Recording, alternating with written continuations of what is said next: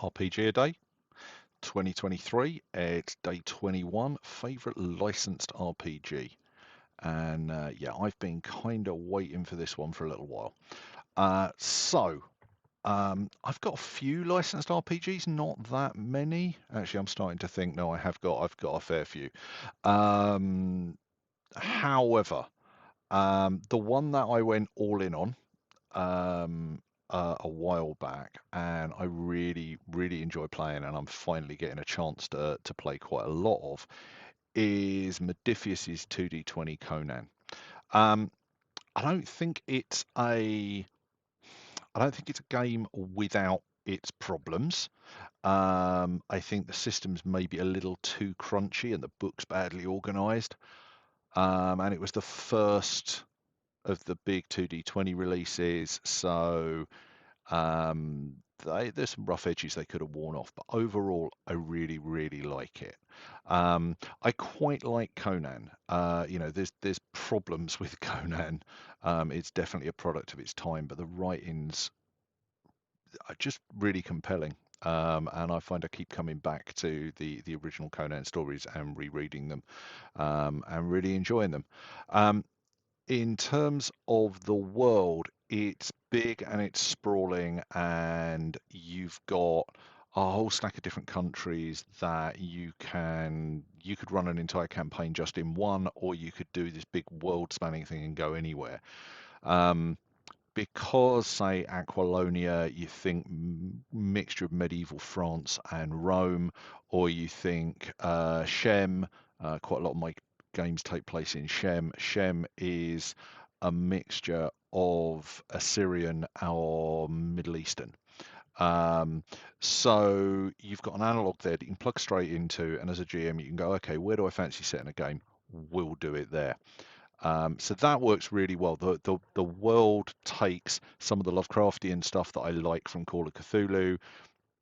It's not it's not as horrifying in Conan, because Conan has a tendency to just shrug off the fact that it's horrifying and get on with killing the thing and doing the thing. Um, but it's got that kind of area in there.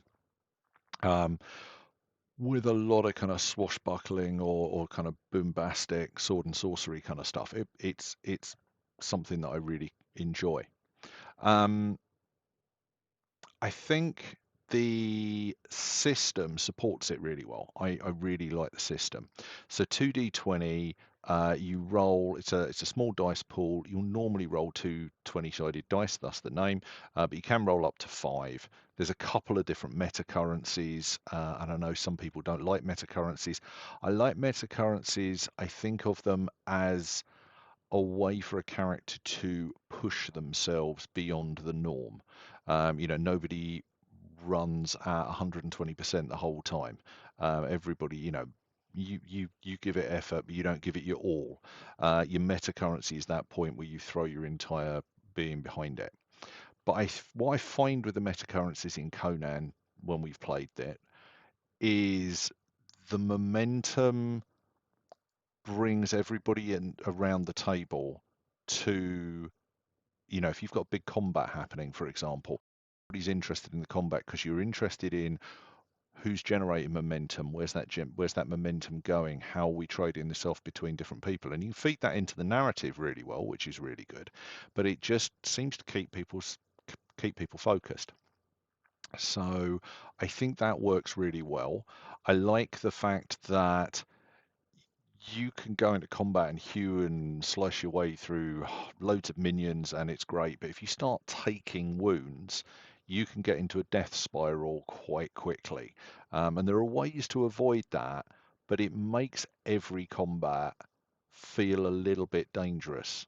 And again, that's nice. That's quite useful. And the fact that the GM gets a meta currency, I know a lot of people really didn't like the idea of Doom. I think again, one of the things that I like about Doom, it almost means that I can't be a dick GM. I can't just suddenly decide to make somebody's life miserable for the hell of it, but they've been feeding me with this meta currency that they know I'm going to use. There's a little pile of skulls sitting in front of me when I play in person. They keep putting those skulls in. Sooner or later, I'm going to start throwing them out, and I can throw them out to do things that sometimes I wouldn't do because I'd be worried that people would think I was just being nasty and I was out to get them, which I'm not. But the fact that there it makes it fairer. It levels the playing field a bit, and it means sometimes you can step a bit further out than you otherwise would do. So my history with Conan, like I said, I backed the Kickstarter. Lloyd at Modifius, hi Lloyd, if you're listening. Lloyd at Modifius slowly talked me into upping my pledge a little bit at a time until I end up owning all of the books physically, which is it's quite a chunk of my shelf space. I'm very pleased that he did. It's a really good game. So I did that, and as is so often the case, I then started playing it as soon as the PDF came out. By the time the books actually started to arrive in any serious number, my campaign was kind of getting to its end.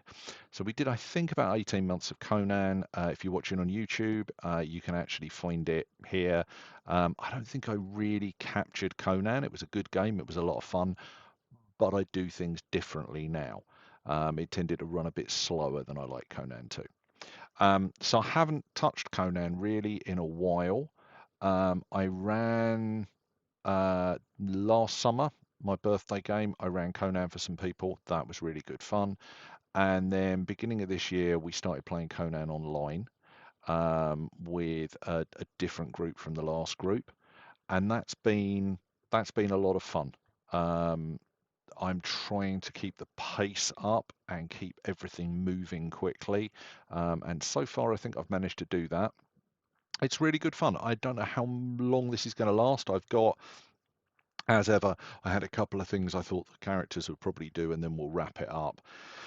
And that seems to be taking longer than I was planning. But yeah, it's been a lot of fun. We've got a different set of characters with a different feel. The game has a very different feel. That's going really well. And the other thing, other than that, I've played it a couple of times at cons, which has been really good as well. But the guy who runs my local board game cafe, the Ludiquist in Croydon.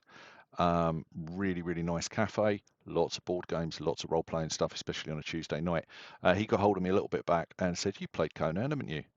And I said, "Yeah." And he said, "Do you want to play in a game I'm going to run?" So currently we're running. There's a campaign called Wavestained Crimson, which I actually really want to run.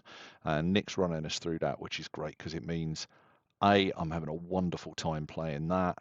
The other players are really good. It's really nice to play in person. Too much of my gaming's being done online at the moment.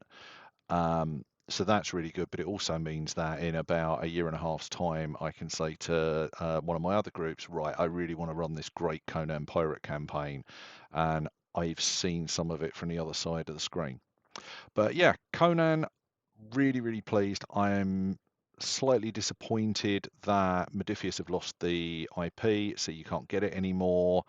Um, I don't think whoever picked up the IP, I think I'm unlikely to buy another Conan game. When I backed this one, I got all of the old Mongoose Conan stuff. I've then got all of the 2D20 stuff. I think I've probably got enough Conan without needing to buy anything else for the next 10 years. But it is a really good game. So I, I don't know if you can still pick up the PDFs. If you can, do. If not, it's a pity. There's some less crunchy 2D20 games out there. I really like 2D20. They do Acton Cthulhu. I've got John Carter of Mars. The Star Trek Adventures is likewise 2D20. They're each tweaked slightly, and the game's a lot more versatile than I think I thought it was going to be. So yeah. Anyway, long rambling one again, like yesterday's one. I will leave you with that. Have a good day, and I will be back for day 22 tomorrow.